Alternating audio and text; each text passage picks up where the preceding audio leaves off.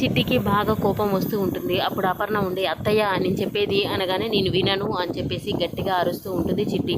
అలా అనగానే ఇంకా అపర్ణ ఆగిపోయి అలా చూస్తూ ఉండిపోతుంది. నువ్వేం చెప్పినా కూడా వినను, అసలు వినదలుచుకోవట్లేను, ఇకపై వినను కూడా, నీతో మాట్లాడడం కూడా బంద్ చేస్తాను, నీతో మాట్లాడకుండా ఉంటేనే మంచిది నాకు, ఇకపై నేను చెప్పిన నిర్ణయాలే సాగుతాయి ఈ ఇంట్లో. ఇంకా నీ కోడల్ని నువ్వే అనుకుంటావు చూడు, కొద్ది రోజుల తర్వాత దేవత లాంటి నా కోడల్ని బాధ పెట్టానే అని చెప్పేసి గుమ్మిపోయే రోజు ఒకటి వస్తుంది చూడు, ఆ రోజు నీ కోడలు నిన్ను క్షమించినా కూడా నేను మాత్రం ససేమీర క్షమించను నిన్ను అని చెప్పేసి గట్టిగా చెప్తూ అక్కడి నుంచి అయితే వెళ్ళిపోతూ ఉంటుంది చిట్టి. ఇంకా తను వెళ్ళిపోగానే అందరూ అలా చూస్తూ ఉండిపోతారు. అక్కడ ఉన్న మాయా రుద్రాన్ని మాత్రం ఇద్దరు ఒకరికొకరికి సైగ చేసుకొని వాళ్ళైతే నవ్వుతూ ఉంటారు. ఇంకా కావ్య ఏం చేయాలో అర్థం కాక అలాగే చూస్తూ ఉండిపోతుంది. ఇక్కడ రాజు కూడా కావ్య వైపు చూస్తూ ఆ విధంగా అలా ఉండిపోతూ ఉంటాడు. కావ్య మాత్రం ఆలోచనలో పడిపోతూ ఉంటుంది.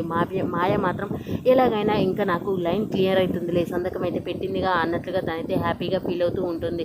ఇంకా రుద్రాన్ని కూడా మొదలైతే పెట్టాను కదా, ఎంత దూరం వెళ్తుందో చూద్దాం అన్నట్లుగా ఉండిపోతూ ఉంటుంది. మరి కావ్య ఏం నిర్ణయం తీసుకుంటుంది, కావ్య తీసుకున్న నిర్ణయం గురించి వాళ్ళ అమ్మమ్మ గారికైనా చెప్తుందా లేదా అనేది నెక్స్ట్ చూద్దాం. ఈ వీడియో కనుక మీకు నచ్చినట్లయితే please do subscribe. Thank you for watching friends.